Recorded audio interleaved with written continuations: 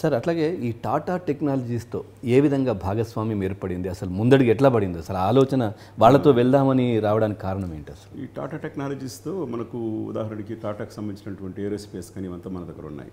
Tata technologies limited అనేది ఇది ఒక రకమైనటువంటి టెక్నాలజీస్ని ఎక్కువగా నిర్మాణ రంగంలో పారిశ్రామిక రంగంలో తీసుకురాని దాంట్లో వాళ్ళు ఏర్పరచుకున్న సంస్థ అన్నమాట.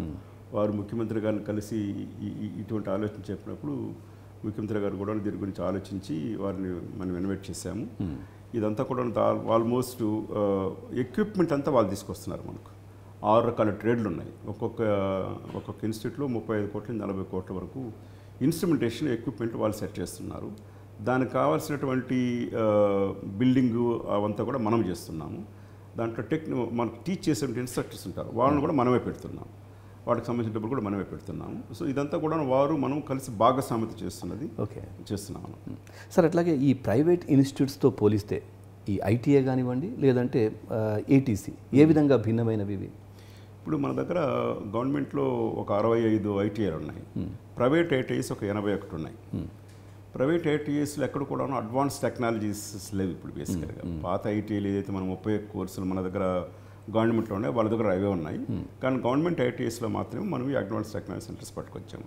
In fact many of the engineering కాలేజెస్లో కూడా ఇంత మోడర్న్ ఎక్విప్మెంట్ లేదు ఇప్పుడు.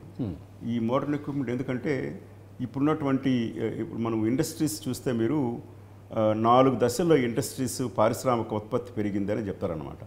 ఇండస్ట్రీ 1.0 అంటే జేమ్స్ వాట్ కనిపెట్టి ఆవిరి యంత్రము, ఆవిరితో నడిచే యంత్రాలు. దాని తర్వాత నెక్స్ట్ వచ్చినప్పుడు డీజిల్తో సంబంధించిన యంత్రాలు. దాని తర్వాత నెక్స్ట్ లెవెల్కి వచ్చినప్పుడు మీకు కంప్యూటర్లు వచ్చిన తర్వాత ఐటీ ఇన్ఫ్యూషన్ వచ్చిందనమాట. That's called industry 3.0. ఇప్పుడు ఇండస్ట్రీ 4.0 అంటే artificial intelligence, machine learning, internet of things అంటారు అన్నమాట.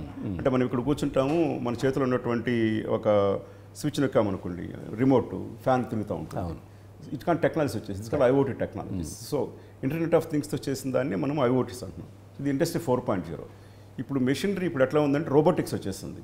రోబోటిక్ ఆర్మ్ ఉంటుంది. రోబోటిక్ ఆర్మే డేంజరస్ మిషన్స్ ఎక్విప్మెంట్ చేస్తూ ఉంటుంది. ఓకే, అదే మూవ్ చేస్తూ ఉంటుంది ఇన్స్ట్రుమెంటేషన్ అంతా. ఎంత ప్రెసైజ్గా జరుగుతుందంటే ఇప్పుడు ఒక బోల్ట్ తయారు చేయాలనుకోండి, అది మనిషి చేతితో చేసే ఒక విధానం. అదే ఈ మెషిన్కి ఇచ్చామనుకోండి, మెషిన్కి మన కంప్యూటర్ ఉపయోగించి ప్రోగ్రామ్ రాస్తారు పిల్లలు. ఆ ప్రోగ్రామ్ తీసుకొని ఫీడ్ చేసిన తర్వాత అదే కట్ చేస్తుంది.